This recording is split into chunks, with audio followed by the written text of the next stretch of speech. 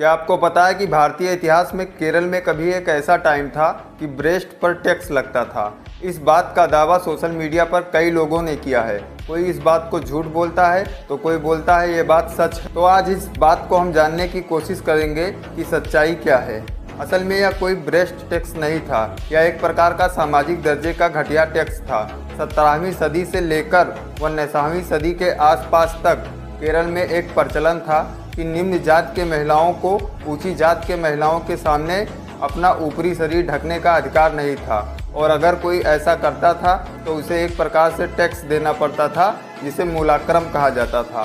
ठीक उसी प्रकार का टैक्स पुरुषों के ऊपर भी लागू होता था जिसको तालुक्रम या हेड टैक्स कहा जाता था। लेकिन याद रहे, ये दोनों टैक्स कुछ निम्न प्रकार की जातियों पर ही लगता था, सभी जातियों पर ये टैक्स भी नहीं लगता था। आइए एक वीडियो देखते हैं।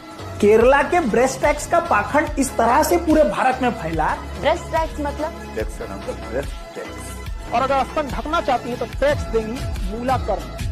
स्तन ढकने का अधिकार नहीं था कि वो झूठ बड़े बड़े यूपीएससी टीचर्स और बड़े बड़े क्रिएटर्स ने ऐसे पढ़ा है कि लोगों को वो सच लगने लगा। जिस समय पे इस पाखंड का तफसील लेने के लिए हम निकले तो हमें the Cochin caste and tribes करके 20वीं शताब्दी के पूर्व में लिखी हुई किताब मिली।